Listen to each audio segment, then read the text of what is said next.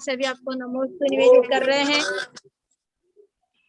पहले तो महाराज जी को मेरा बारंबार नमोस्तु नमोस्तु नमोस्तु आचार्य श्री गुप्ती नंदी महाराज जी को भक्ति पूर्वक मेरा बारंबार नमोस्तु, मुनि महाराज जी को प्रति नमोस्तु और माता जी पर कुछ लग जी को आशीर्वाद। जी आचार्य श्री नमोस्तु मुनिवर। 4 पंक्तियों से आचार्य श्री को हम निवेदन करने जा रहे हैं, जिनका नाम ही सौभाग्य। जो आज आए हैं सबका सौभाग्य जगाने, जो आज आए हैं सबका सौभाग्य जगाने और सौभाग्य के रंग में रंगने, जो आए यहाँ सबका सौभाग्य जगाने, जगे सोए हुए भाग्य को जग। ऐसे सौभाग्य सागर जी को निवेदन करते हैं कि आप अपनी अमृतमय वाणी से सभी भक्तों को लाभान्वित कीजिए। नमोस्तु आचार्य श्री, नमोस्तु आचार्य श्री, नमोस्तु आचार्य श्री। और आपका कल दीक्षा दिवस है, दीक्षा दिवस की बहुत शुभकामना, पूरे संघ की तरफ से शुभकामना। आपके द्वारा इसी प्रकार महती धर्म प्रभावना होती रहे, आप दीर्घायु हो, स्वस्थ हो और हमेशा भक्तों को भक्ति में लगाए रहे। और इस दीक्षा दिवस के पर्व पर यही शुभकामना प्रभु से प्रार्थना करते हैं कि आपका दीक्षा दिवस दीक्षा कल्याणक में रूप में मनाया जाए। आज यहाँ पर भगवान का दीक्षा कल्याणक था। दीक्षा कल्याणक कल हो चुका है शाम के समय, और अभी आहार दान प्रक्रिया हुई थी। शाम के समय केवल ज्ञान कल्याणक है, तो यह दीक्षा ही आपके लिए केवल ज्ञान में कारण बने, ऐसी हम प्रभु से प्रार्थना करते हैं। आपको नमोस्तु करते हैं और बहुत बहुत बोलिए आचार्य श्री गुप्ती नंदी जी गुरुदेव की, आचार्य श्री सौभाग्य सागर जी मामूली राज की। माता जी को और महाराज जी को दिखा दे, तुमको नमोस्तु कर लेता हूँ एक बार मेरी महाराज जी। जी जी आचार्य, हाँ है आचार्य। माता जी फोन थोड़ा देखिएगा। हाँ नमोस्तु महाराज जी, नमोस्तु महाराज जी, नमोस्तु महाराज जी, बारंबार नमोस्तु महाराज जी। सारे साधु नमोस्तु बोल रहे हैं और माता जी आपकी प्रेरणा से माता जी बनी है, ये भी आपको नमोस्तु करने आ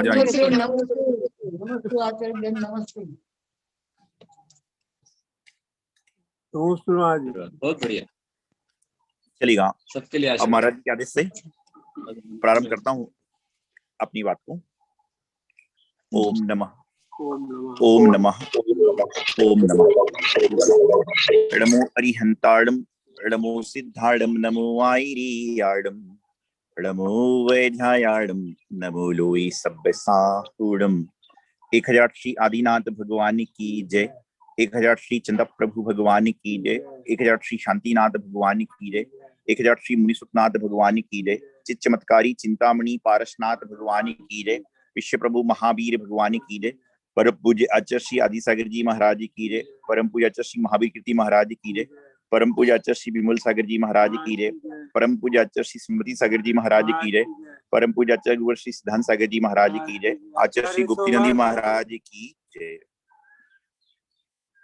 महानुभाव, आज बड़ी ही प्रसन्नता की बात है कि धर्म तीर्थ पर आचार्य श्री गुप्ती नंदी महाराज जी के सानिध्य में हो रहे पंचवां प्रतिष्ठा महोत्सव के बीच में मुझे अपनी बात रखने का मौका मिला।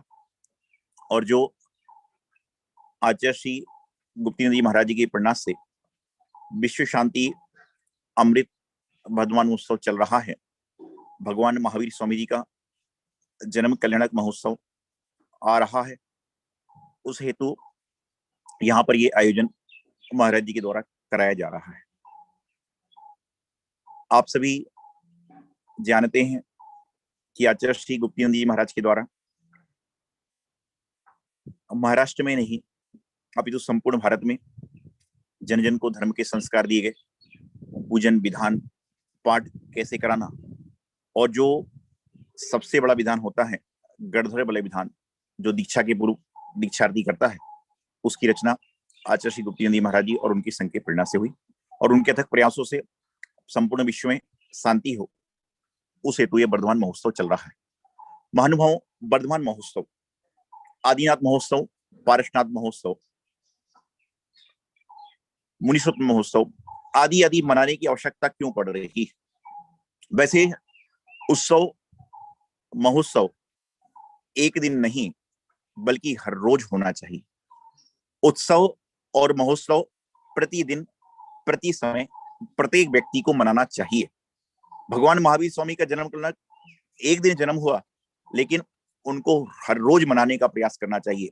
जिस प्रकार से आज ट्रेंड चल गया है कि बच्चे का जन्म होता है तो पहला मंथ बर्थडे मनता है, दूसरा मंथ मनते हैं, 6 मंथ 7 मंथ सब मनते हैं, तो भगवान महावीर स्वामी का जन्म का महोत्सव अछूता क्यों? हमारे गुरुओं के, देवों की, शास्त्र की बाकी व्यवस्थाएं अधूरी क्यों? तो ये सब चीजें आपने जब बंद करना कर दी, आपने मनाना बंद कर दी, तो फिर हमारे साधुओं को ये वर्धमान महोत्सव आदि करने की आवश्यकता पड़ी। यदि हम लोग जीवन में लगातार शांतिपूर्वक ढंग से कार्य करते रहें तो जीवन में कोई समस्या आ ही ना। आज वर्तमान में कोरोना महामारी ने एक व्यापक रूप ले लिया है। मैंने कुछ दिनों पहले भी कहा था, आज पुनश्च कहूंगा कि कोरोना महामारी ना जात देख कर आएगी, ना धर्म देख कर आएगी, ना संत देख कर आएगी, ना पंथ देख कर आएगी। वह तो कभी भी किसी को भी कहीं पर भी हो सकती है। और दिल्ली शहर में तो लोग कह रहे हैं कि यह हवा में ही आ चुकी है। महानुभाव, ये बीमारी कब आएगी मालूम नहीं, कब जाएगी मालूम नहीं, लेकिन हम लोग इस बीमारी से बचने का प्रयास करें। आपके घरों में तीर्थों की मिट्टी हो, आपके घरों में गुरुओं की पिच्छिका हो, आपके घरों में गुरुओं के द्वारा दिया गया कलम हो, आपके घरों में गुरु के द्वारा दी गई किताब हो, डायरी हो, तो नित्य प्रति वर्तमान की विषम परिस्थिति में आप इस समय क्या करें कि उनको आप लोग स्मरण करें, उसको छू लें और छू के अपने मस्तक पर लगाएं। निश्चित रूप से आपके जीवन में आने वाली हरी बीमारी का सम्मान हो जाएगा, नष्ट हो जाएगी। महाराष्ट्र प्रांत में हर घर घर में चैत्यालय होता है। चैत्यालय बना ही इसलिए जाता है, चैत्यालय बनाने की व्यवस्था इसलिए बनाई गई कि कम से कम इस तरह का काल आए तो लोग अपने घरों में पूजन अभिषेक कर सकें और सारा काम संपन्न कर सकें। आप विचार करें कि जब मैंने सुंदरी के प्रयास से श्रीपाल राजा को जो कोढ़ रोग था, वह गंधोदक के प्रभाव से कुष्ठ रोग दूर हो गया, तो यहाँ पर यदि गंधोदक लगाएंगे तो ये बीमारी क्यों नहीं जाएगी? अंतर सिर्फ इतना है कि बीमारी आने के पहले ही हम सावधान हो जाएं।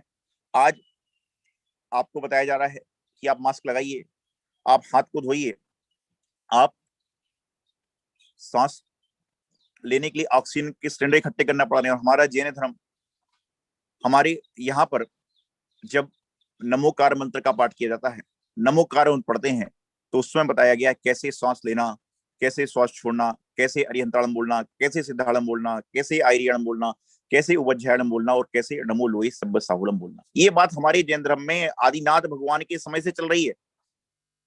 दूरी बनाकर रखें। हमारे यहाँ जैन धर्म में बताया गया था कि आप शुद्ध वस्त्र पहनते हैं, पूजा के अभिषेक के वस्त्र पहनते हैं, तो आप सब लोग क्या करते हैं, अपने लोगों से दूरी बनाकर रखते हैं। उसी प्रकार से हमारा जो जैन धर्म है, इसमें कब से बताया गया कि लोगों से उचित दूरी बनाकर रखो। और जो लोगों ने दूरी बनाकर रखी है उनको जीवन में कोई तकलीफ नहीं आई। और आज आपको डॉक्टर कह रहे हैं, वैज्ञानिक कह रहे हैं, अन्य सारे लोग कह रहे हैं कि दूरी बनाकर रखिए, दूरी बनाकर रखिए। और आप लोग यदि दूरी बनाकर शुरू से रखते तो कोई समस्या आती ही नहीं। अमृत, जो महाराज जी ने बहुत अच्छा नाम दिया है, अमृत महोत्सव। अमृत क्या है? विचार करने की बात है। अमृत कई तरह से होता है और अमृत कई जगह पर बरसा।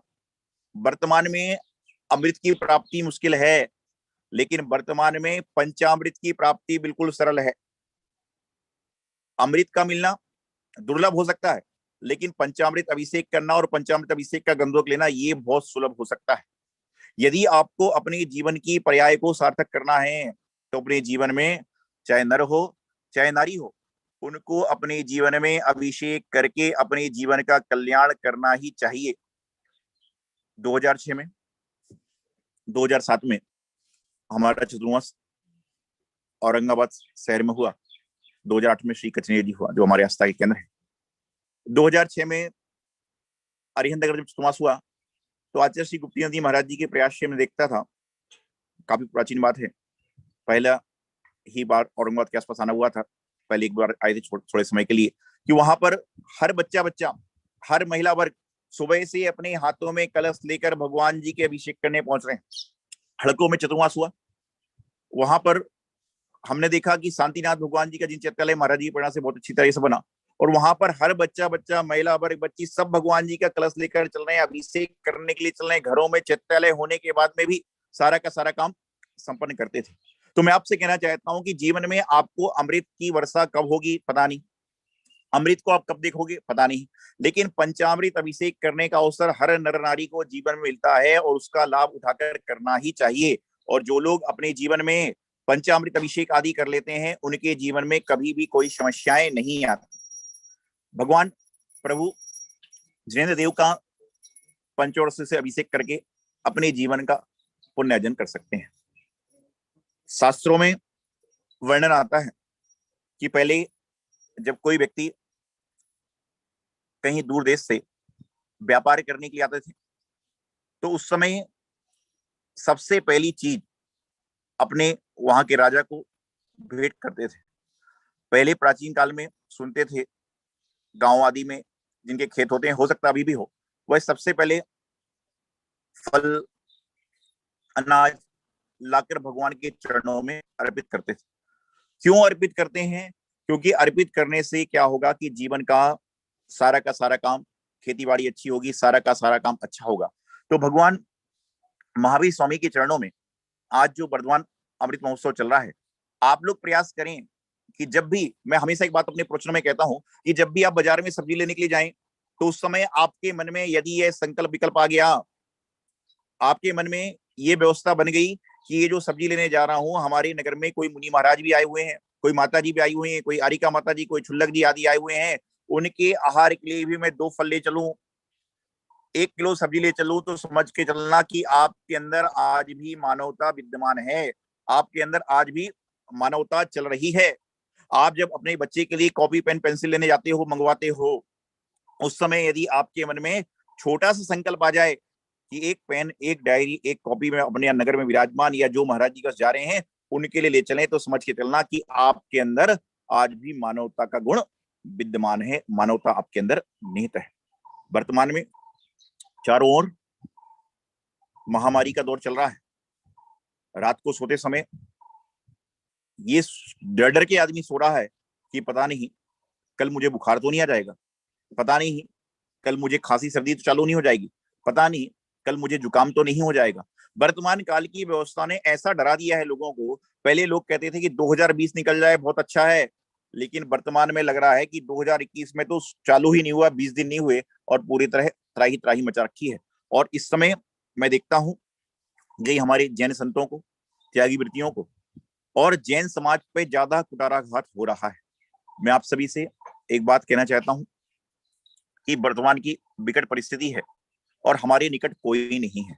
यह विकट परिस्थिति ऐसी है कि इनके निकट कोई भी आदमी नहीं आना चाहता, लेकिन आप लोग प्रयास करें, जो लोग स्वस्थ हैं, और मैं तो ये भावना रखता हूं कि सारी समाज, सारा देश, सारा राष्ट्र, सारा विश्व सुखमय हो, शांतिमय हो, निरोगी हो, कोई भी समस्या किसी के जीवन में ना आए।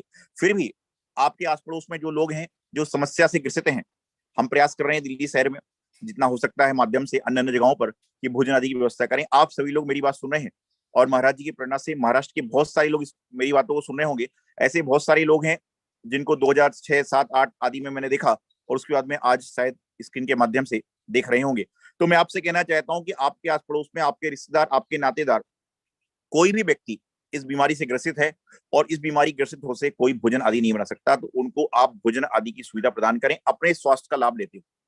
यदि प्रत्येक व्यक्ति ये संकल्प कर ले कि मैं एक एक परिवार की व्यवस्था बना लूंगा, तो मैं समझता हूं कि जितने लोग बीमार हैं उससे 1000 गुने से ज्यादा, लाख गुने से ज्यादा लोग स्वस्थ हैं।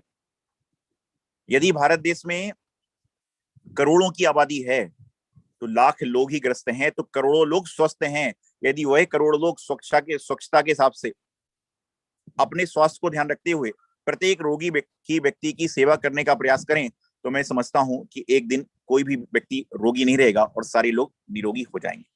तो आज यहाँ पर जो पंचकला प्रतिष्ठा महोत्सव में अभी माता जी बता रही थी कि भगवान का तप कल्याणक महोत्सव, ज्ञान कल्याणक महोत्सव हुआ। आहार चर्या का दृष्टा आपने थोड़ी देर पहले देखा। हमारे यहाँ भी जिन चित्रालय का अभिषेक होता है, इसलिए हम लोग थोड़े विलंब से जुड़ पाए। तो आप सभी ने आहार दान की महिमा को समझा। आप विचार करिए कि जब आप मुनियों को आहार देते हो उस समय आप अपना नाम बताते हो, वो कहता है मैं वैभव हूँ, वो कहता है मैं कमल हूँ, वो कहता है मैं संजय हूँ, तरह तरह की बात लोगों से कहता है। आप ये मत सोचो, आप जब मुनि महाराज को आहार देते हो उस समय आपको ये सोचना चाहिए मैं तो राजा श्रेयांश हूँ, बस, और कुछ मत सोचिए। आप सभी लोग ये सोचिए कि मैं तो राजा श्रेयांश हूँ, और जो महिला धर्मपत्नी आहार दे रही है वो बोले कि मैं राजा श्रेयांश की धर्मपत्नी हूँ, आपके जीवन का कल्याण हो जाएगा। आहार देते समय अपने आप में राजा श्रेयांश की कल्पना करें, भगवान के अभिषेक करते समय सौधर्म इंद्राणी की कल्पना करें कि हम सौधर्म इंद्राणी बन के भगवान जी का अभिषेक कर रहे हैं। आपके जीवन में एक अतुल अनुपम पुण्य का संचय होगा, आपका दुर्भाग्य सौभाग्य में बदल जाएगा, महाभाग्य में बदल जाएगा। आप यह विचार करें, अभी भगवान की जब आहारचर्या दिखाई गई होगी, पंचाश्चर्य की वृष्टि हुई होगी, आप विचार करिए कि पहले के जमाने में महाराज जी लोग आहार लेते थे, और आहार लेने के बाद में जय जयकारे की ध्वनि, अन्य अन्य सारी क्रियाएं होती थी, और अन्य अन्य सारी क्रियाएं संपन्न होती थी। और आज के जमाने में मुनि महाराज जी आपके घर में आहार लेते हैं, आहार लेने के बाद में शाम को झगड़ा हो जाता है। कारण क्या है?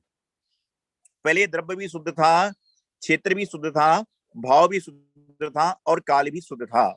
लेकिन वर्तमान में मन तो आपका कैसा आप जानते हैं, धन कैसा है आप जानते हैं, और तन रोगों से ग्रस्त है वह भी आप अच्छी तरह से जानते हैं। लेकिन उसके बाद में भी आप अपने जीवन का पुरुषार्थ करके, जीवन का कार्य करके आहार देते हैं। तो मैं आपको बता रहा था झगड़े क्यों होते हैं। कारण है कि पहले जब घरों में साधुओं का आहार होने वाला होता था, उसके पहले पूरी साफ सफाई, धुलाई, चंदोवा आदि तमाम तमाम चीजें लग जाती थी, और पूरे घर में मुनि महाराज के आगमन के बाद बरगड़ाएं रहती थी।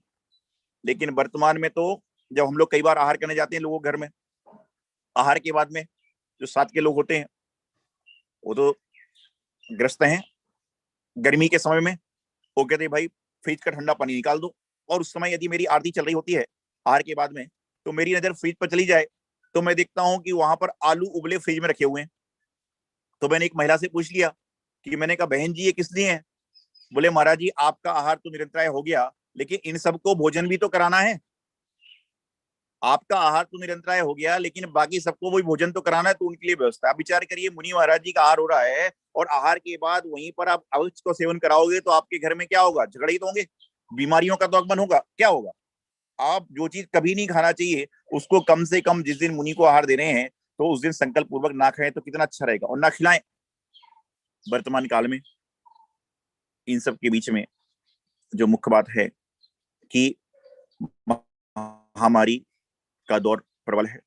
मैं आप सभी को इतना ही कहना चाहूंगा कि नित्य प्रति आप विभिन्न विभिन्न तीर्थों पर जैन भगवान का अभिषेक जूम चैनल के माध्यमों से देखते हैं, और आप सभी लोग प्रयास करें कि हर व्यक्ति भक्तांबर जी का 45वें नंबर का काव्य पढ़े, कि हमारे जीवन के, हमारे जैन धर्म को चलाने वाले जितने भी गुरु हैं, जितने भी साधु हैं, वह सारे सुरक्षित रहें।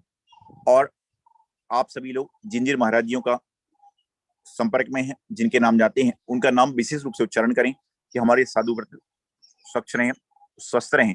क्योंकि यदि मान के चलिए हमारे साधु स्वस्थ हैं तो आपको राह दिखा रहे हैं।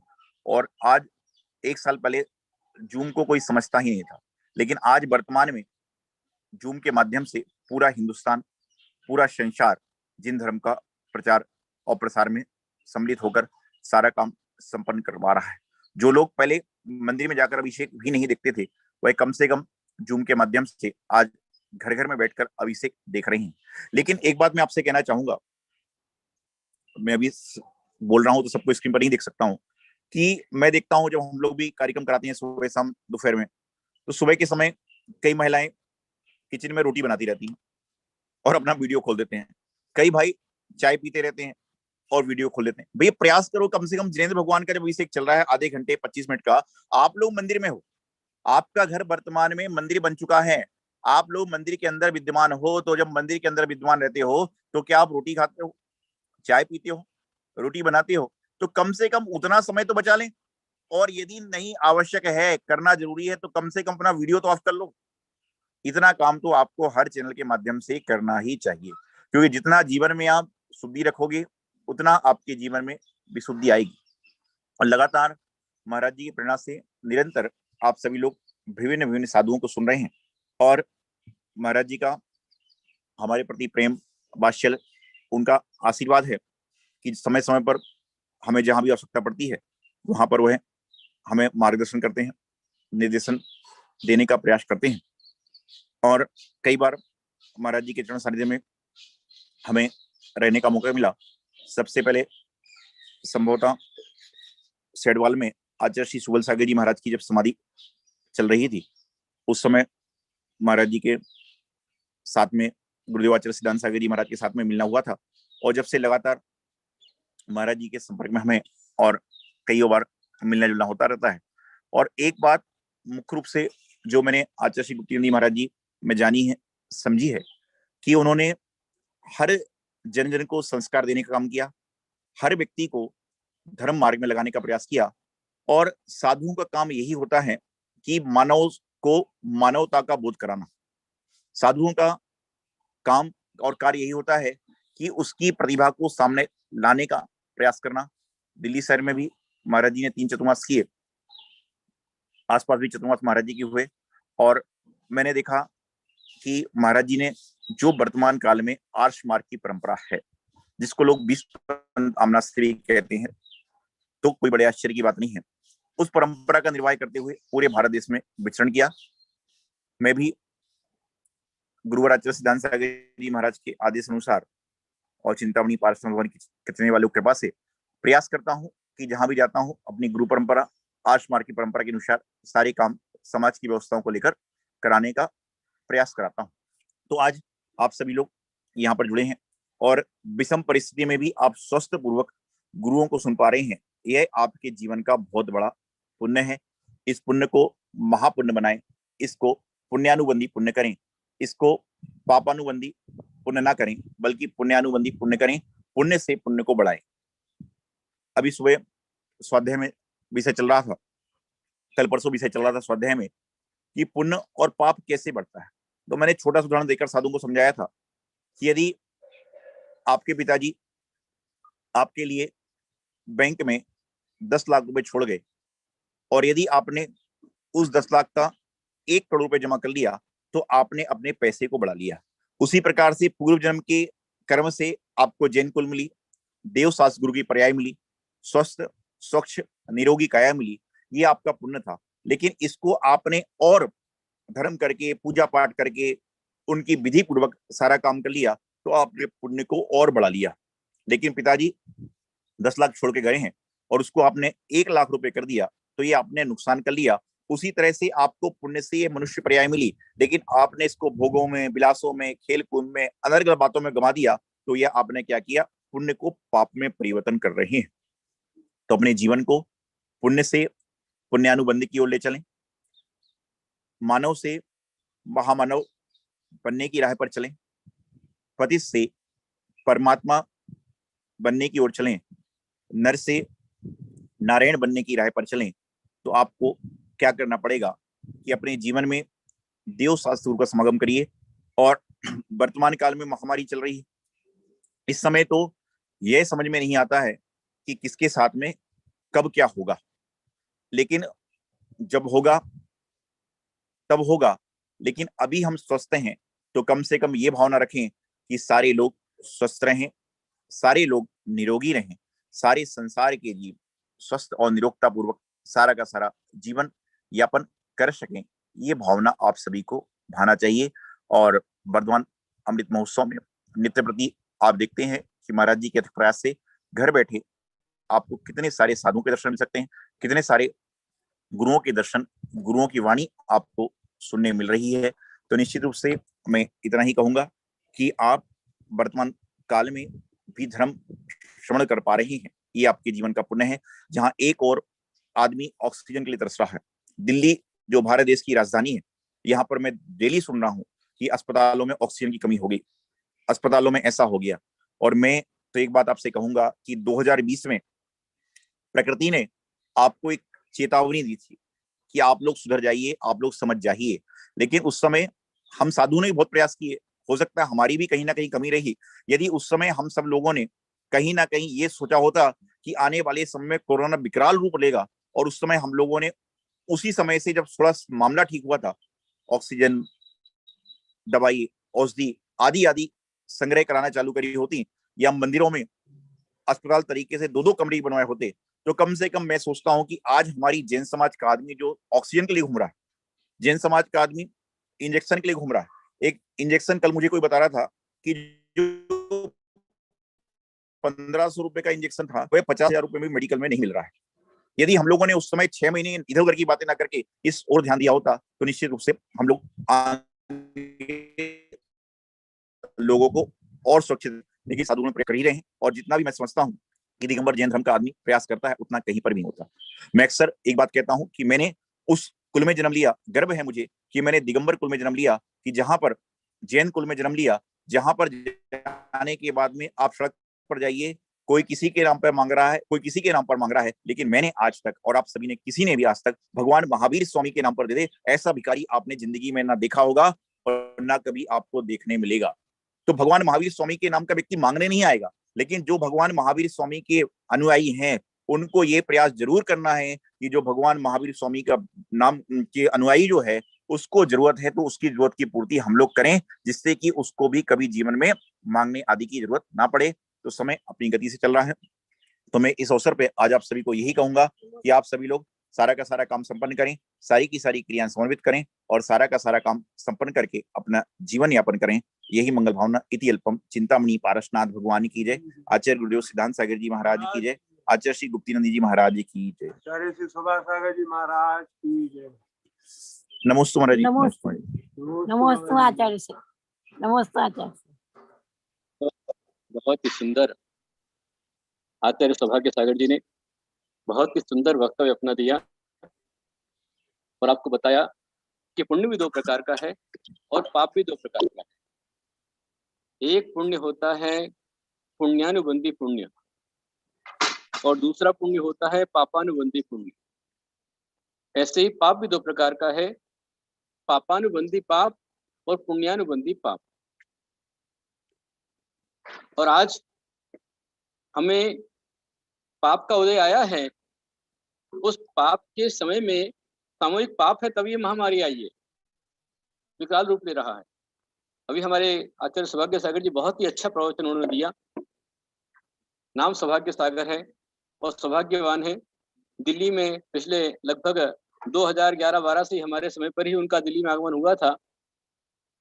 हम लोगों ने चतुर्मास 2011 में बड़ौद में किया, 12 में रोहतक में किया, वो एनसीआर में ही आता है, और 13-14 में हम लोगों ने दिल्ली किया।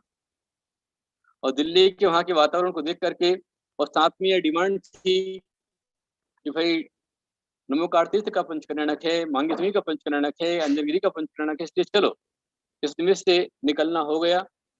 हम आ गए, लेकिन हमारे सौभाग्य सागर जी अभी भी दिल्ली में झंडा गाड़ करके बिल्कुल बैठे हुए हैं।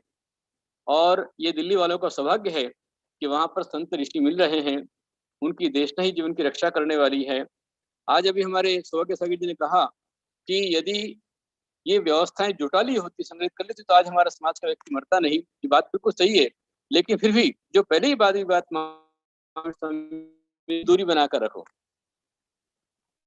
यदि आज भी आप लोग थोड़ी सावधानी रख लेंगे कि भाई फिर समय आएगा, फिर कमा लेंगे, फिर शादी कर लेंगे, फिर विवाह कर लेंगे, फिर जन्मदिन मना लेंगे, थोड़ा सा रुकिए। आपकी सुरक्षा आपके लिए बड़ी महत्वपूर्ण है। सरकार के लिए तो आप गिनती में हैं, गिनती में भी आप नहीं आएंगे। कल डॉक्टर राजमल कोठारी ने बताया कि कल पूरे देश में, पूरे भारत में कम से कम 3 लाख लोग से ऊपर संक्रमित हुए हैं, लेकिन आंकड़ा बता रहे 1 लाख लोग संक्रमित हुए। और कितने मर रहे हैं कोई गिनती नहीं है। दिल्ली शहर में डॉक्टर अंशुल ने हमको बताया विकासपुरी से कि 400 बेड के हॉस्पिटल के अंदर में मात्र 20 वेंटिलेटर है, 400 बेड के हॉस्पिटल पर। और एक वेंटिलेटर की ये वेटिंग 200-300 लोगों की बनी हुई है कि वो वेंटिलेटर खाली और हमको मिल जाए। अभी अनेक लोग सिर्फ मात्र मेडिकल नहीं मिलने से, वेंटिलेटर नहीं मिलने से, ऑक्सीजन नहीं मिलने से वो अकाल ही काले में आ गए। उसमें हमारे सुबोध जी भी हैं, उनको सुविधा नहीं मिल पाई, ऑक्सीजन नहीं मिला, वेंटिलेटर नहीं मिला, इसलिए उनकी असामयिक उनकी देह परिवर्तन हुआ। आज दोपहर में 3 से 4 में उसके लिए भी अपन लोग सभा रखेंगे, श्रद्धांजलि सभा रहेगी उनके लिए धर्म तीर्थ की ओर से। राधेपुरी जैन समाज की ओर से। तो आप सभी दोपहर तीनों जुड़कर के लाभ प्राप्त करें और जाने और समझे वो क्या थे, आखिर क्यों उनका मनाया जा रहा है, एक गृहस्थ का सभा क्यों मनाई जा रही है, किस कारण से मनाई जा रही है, उसको हम समझेंगे। लेकिन अभी भी सावधानी रखिए, अपने घरों से बाहर मत निकलिए, बहुत आवश्यकता हो तो जाइए, जाते समय पर मास्क लगा करके जाइए, हैंड ग्लव्स पहन करके जाइए, सैनिटाइजर अपने पास में रखिए। सबसे बड़े सैनिटाइजर है गर्म पानी। और अभी इस महामारी से बचने की रामबाण औषधि है, यदि आप लगातार सारे श्रावक और श्राविकाएं यदि नियम ले लें कि सुबह और शाम यदि आप 5-5 मिनट भाप लेते रहें, स्टीम ले लेंगे, तो कोरोना आपके शरीर में रहेगा नहीं, होगा तो निकल जाएगा। और सौभाग्य सागर जी हमारे बीच में आए हैं। इसके पहले हमारे सिद्धांत सागर जी जो उनके गुरु हैं आचार्य सिद्धांत सागर जी आए थे, उन्होंने भी आपको एक यंत्र बताया था, पीपल के पत्ते पर आप यंत्र बना लेवे, चाहे वो पेन से बनाए, केशर से बनाए, कलम से बनाए, किसी भी बनाए, एक यंत्र बनाए, 2, 5 और 3 7 जो उसके अंदर लिखना है वो लिख करके यदि जो पेशेंट है, बीमार व्यक्ति है, उसके हाथ पर यदि बांध दिया जाता है, पीपल का पत्ता बांध दिया जाता है, तो किसी प्रकार का बुखार हो, बुखार निकाल देता है। ईशान धारा में ज्वरादि कष्ट विनाश में इस मंत्र की धारा की जाती है। शाम के समय मृत्युंजय के जाप में आपकी ज्वर कष्ट पीड़ा मिटे इसके लिए विशेष जाप किया जाता है। देवी जी की शांतरा लगातार चल रही है, उसमें सब प्रकार की उदर पीड़ा और ज्वर पीड़ा मिटाने के विशेष मंत्र आते हैं। तो हमारी ओर से सारे काम चल रहे हैं, हमारे सौभाग्य सागर जी प्रयास करें, सारे भारत में जितने साधु हैं जिनको भी लग रहा है कि हम कुछ कर पाए। पहले चतुर्थ काल में मुनिराज होते थे जिनके पास में होती थी शुभ तेजस रिद्धि, उस तेजस रिद्धि के माध्यम से वे मुनिराज के सीधे हाथ से दायां पुतला, दाएं हाथ से सीधा पुतला, सफेद पुतला निकलता था और 12 दिन तक वो सुरक्षित करके आता था। अथवा जिन राज के पास में होती थी आहारक रिद्धि, तो आहारक रिद्धि वाले मुनिराज, छठे गुण स्थान वर्ती मुनिराज, जब मतलब दुष्काल पड़ रहा है, भयंकर महामारी है, युद्ध है, संकट है, तो उनके उत्तमांग सर्वांग से जो है उनके भी पुतला निकलता था, आहारक शरीर निकलता था और वो शंका समाधान करके या पूरे 12 वजन के क्षेत्र के अंदर में दुष्ट करके चला आता। ऐसे चतुर्थ काल की बात थी, आज पंचम काल में नहीं है। तो पंचम काल में हमारे पास रिद्धि मंत्र है और रिद्धि मंत्रों का प्रयोग करते हुए आप देख रहे हैं कि अनेक लोग जो सावधानी रख रहे हैं वो लाभ प्राप्त कर रहे हैं। आप निरंतर विटामिन सी लेते रहिए, नींबू का रस थोड़ा लेते रहिए, आंवला खाइए, नींबू आप खाइए, शुगर नहीं है तो गन्ने का रस आप लीजिए और विशेष करके भाप लीजिए। तो सुबह शाम आप भाप लेते रहे 5 मिनट की, तो आप कोरोना महामारी से बच जाएंगे। संकट का निवारण आपका हो सकता है। सिर्फ 5 मिनट 8 दिन तक लगातार यदि हर एक परिवार ये भाप लेता रहा तो आप देख लेना कोरोना का ग्राफ बहुत जीरो पर आ जाएगा। ये अपोलो हॉस्पिटल के डॉक्टर का ये ओपिनियन है कि मात्र 8 दिन आपको सुबह शाम 5 मिनट भाप लेनी, आप इतना कीजिए। आहार में चुटकी और हल्दी खाइए, भोजन में गर्म पानी आप ग्रहण कीजिए, बिल्कुल भी ठंडा पानी मत लीजिए। ठंडा पानी कोरोना के लिए महाजहर है। एसी का सामान, फ्रिज का सामान, आइसक्रीम, एसी में रहना, एकदम ठंडी हवा के अंदर रहना, ये सब कुछ आपको कोरोना महामारी का सबसे बड़ा कारण है। इसलिए बिल्कुल एसी बंद कर दीजिए। कूलर, बिल्कुल एसी से खतरनाक कूलर है, एसी से ज्यादा खतरनाक कूलर है। जहाँ कूलर चल रहा है वहाँ पर ज्यादा कोरोना महामारी फैल रही है। इसको अपने आप को बचाइए। बहुत अच्छे सौभाग्य सागर जी हमारे बीच में आए, उनकी मंगल देशना में मेरे उनके लिए शुभकामना, बहुत सारा आभार उनके लिए कि वह बड़े प्रेम से आनंद से यहाँ पर आए, जबकि व्यस्त हैं, उन्होंने समय निकाला। कल 25 तारीख भगवान महावीर स्वामी का 2620वां जन्म कल्याणक महोत्सव है और सौभाग्य सागर जी कल दीक्षा दिवस है। तो मैं सौभाग्य सागर जी को दीक्षा दिवस की बहुत सारी शुभकामनाएं देता हूँ। नमस्ते महाराज जी, नमस्ते महाराज जी, पूरे संख्या कितने वर्ष आपने हुए दीक्षा के? नमस्ते जी महाराज। कितने वर्ष हो गए दीक्षा के आपके? जी महाराज जी, कल 22 हो जाएंगे। अच्छा, बहुत बढ़िया। 22 परीक्षाओं को जीतते हुए वह परिचय विजय अनंत अवस्था की श्रेणी को प्राप्त करें। 22 पूरे हो जाएंगे, 23वां उनका लग जाएगा। बहुत अच्छा है। और महावीर जयंती को हमारे आचार्य सौभाग्य सागर जी हों, आचार्य प्रज्ञा सागर, प्रसन्न सागर जी और भी अनेक साधु हैं जिनका दीक्षा दिवस आता है। तो हम यहाँ पर आचार्य सौभाग्य सागर जी एडवांस दीक्षा दिवस मनाते हैं। कल भी आप उनको शुभकामनाएं दीजिए। हम शुभकामनाएं जो देते हैं ये हम क्या करते हैं, 22 साल तक सौभाग्य सागर जी ने एक बार भोजन ग्रहण करके, नंगे पैर चल करके, अंतराय पालन करके और तपस्या करके जितने कर्मों की क्षपणा की है, यदि आप कहते हैं कि आपके दीक्षा दिवस की शुभकामनाएं, इतना कहने मात्र से आप उनकी 22 साल की तपस्या में 1 षटमास पुण्य आप प्राप्त कर देते हैं। इसलिए सभी लोग दिल खोल करके साधु की साधना का अनुमोदन करें, जिससे वो शक्ति हमारे अंदर भी आए। जो आहार दान आपने भी देखा, ये आहार दान आपने जो देखा भगवान स्वामी आदिनाथ महादेवशंकर भगवान का, ये आहार दान अक्षुण दान को देने वाला है, महान फल देने वाला है। आज शाम में समुश्रण होगा, केवल ज्ञान कल्याणक का उसको दिखलाया जाएगा। तो केवल ज्ञान कल्याणक के पश्चात शंका समाधान।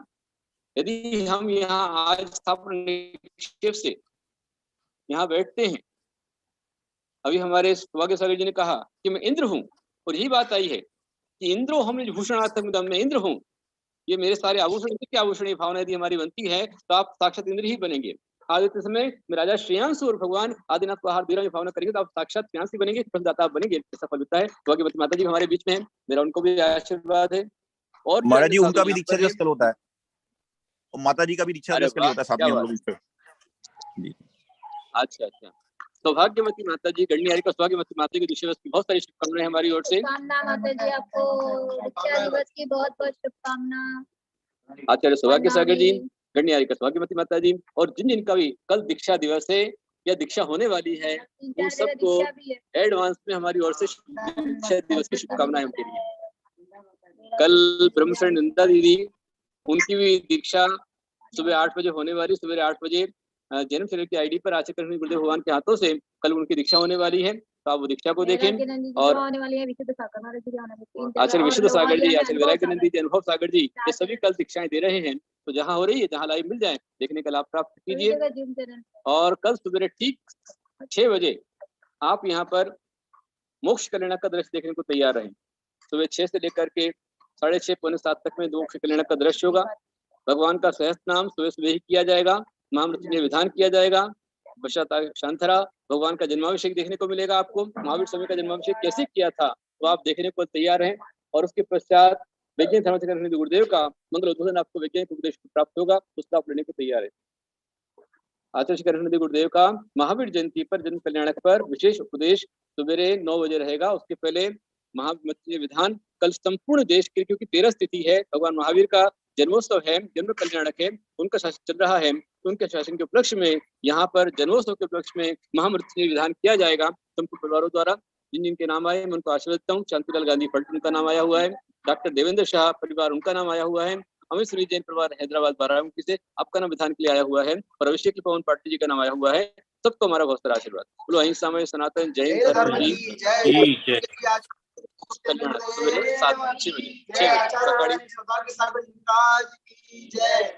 सुबह 6 बजे रहेगा।